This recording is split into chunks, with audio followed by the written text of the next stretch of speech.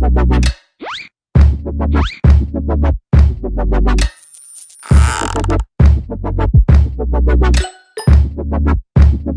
everyone, Brody here with our new channel, Let's Table It, where we get games to the table.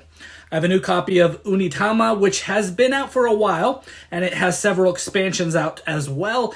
It's an abstract strategy game, probably most similar to chess, as you will be moving your pieces on a grid trying to capture the other player's pieces. Now, I just actually taught my kids chess and was excited to then take a step to this game, as I feel like it has less pieces to keep track of for them. Their movement changes in the game depending on what cards that they have, and the game doesn't take as long. So I think this is a plus. In Onitama, you control 4 student pawns and 1 master pawn and face off with the same pieces of the other color on a 5x5 grid. The goal is to either capture your opponent's master pawn or move your master pawn to your opponent's master pawn starting space. If either of these two things are achieved, then that player wins. All the cards are shuffled together and each player is dealt out 2 cards each to start with. A 5th card is then flipped over, and the color shown on the bottom right of that card is the player who starts the game. This 5th card is placed to the right of the board of that first player. On a player's turn, they will move one of their pieces allowed by one of the cards that they have. Each card will show a black space which represents any of their pieces, and the colored spaces are each possible movements allowed relative to their chosen piece. You cannot move off the board. You cannot move one of your pieces onto one of your other pieces. And if it lands on another player's piece, then it is taken off of the board. You captured them. The card that you use to move is then placed to the left of the board, rotated 180 degrees, so it's facing the other player now, and you will then take the card placed on the right side of the board as your new card. As the game goes on, the cards that you use for your movement are given to the other player to use in future turns, and this continues to happen with both players potentially being able to move in 5 different patterns throughout the game because there's 5 different cards. Players again continue to play until either a player takes one of the other player's master pawn or a player gets their own master pawn to the starting space of the other player's master pawn. This is a nice, fast game that requires players to focus on the possible movements that they have access to, but also what their opponent can do as well. You will need to set up your pieces to attack the other player, but also need to know the movement to, know what your opponent is going to do to attack you possibly. So players will be looking at their opponent's cards throughout the game as well as their own to know how they can move. Taking a good look at all 5 cards will also help you to know how many changes or cards let you move, to the right only or to the left, which ones can attack straight forward, which ones can make large jumps versus ones that only move one space and little jumps.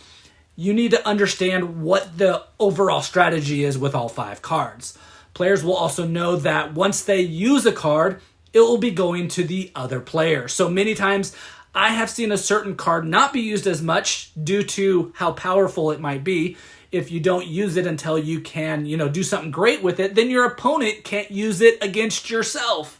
Lastly, you can win by doing 2 different things, and changing your strategy mid-game is very possible, and you probably want to do this. You first probably want to attack the other player as much as possible, but if you can't seem to get their master pawn, then maybe try to move yours to the other side to win.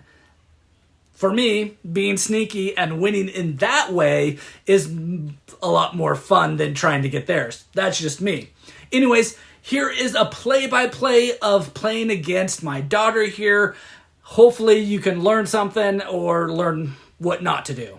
And here we go. Emma's playing blue, Brody is in red. This will be an interesting game as Emma's a young, smart player, relatively new to the game. And here she starts with an up and forward move. Both of her cards can be used for that movement, but she decides to use the rooster and picks up the crane. Red, with arguably the 2 best cards of the 5, will use the dragon to move out of the corner, and he receives the rooster. Blue now deciding between the elephant and the crane. One allows straightforward movement while the other allows a diagonal forward movement. And she decides to use the elephant and moves her student pawn in front of her master pawn for some defense. She now gains the dragon, which could be very handy. And wow, his second move of the game, she didn't see that coming. The tiger attacks 2 forward, and the red takes blue's student pawn out. Now red has to give up the tiger and gives it to blue, but receives the elephant in return. Blue studies out the board, and red is awfully close to her. She actually can use either of her cards to attack red's student pawn. She decides to use her crane, moving her master pawn up and keeping the dragon back to pair with the tiger. Now she has 2 powerful cards if used wisely. Red counters with the rooster, moving his corner pawn out forward to the right, receiving the crane in return. Blue is using her time to reevaluate the board, and this is where sometimes newer players can get into trouble moving forward with no actual plans, but instead, Blue decides to retreat back 1 space with her master pawn. This might be a controversial move as Blue also gives this powerful card to red. Red sees this powerful card coming forward in his next turn, so the setup, he decides to use his elephant to hopefully use the tiger next turn. Blue might not see exactly what is happening, and as she studies the board, she thinks she sees a move to take red's pawn. The fire-breathing dragon strikes down the red pawn in an amazing defensive move to protect her master pawn from the potential tiger, which could have came next. But red actually lucks out and was planning the tiger for the master pawn, but is satisfied using the same move to take out the blue student pawn. Now red studies the board again. She is eyeing that master pawn in the middle of the board, but she has to remember that she needs to make sure that that master pawn doesn't get to her side in the middle to win the game that way. She doesn't really have powerful cards currently, but that might change with time. She looks to make sure blue can't get her and uses the rooster to move nearby the blue's master pawn.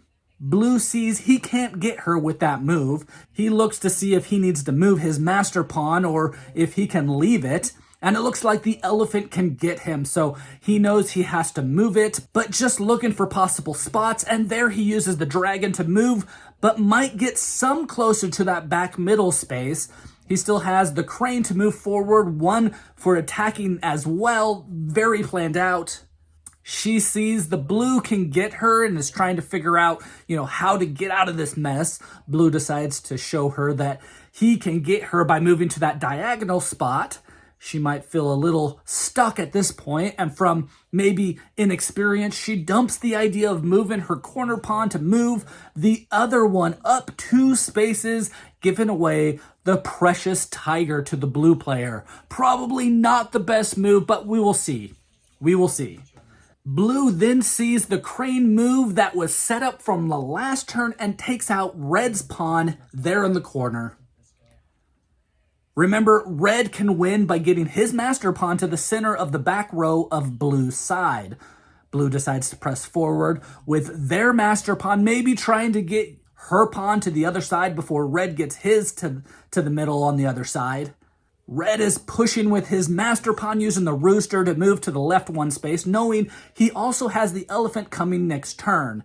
Very nice setup for red, which might just give him the game here.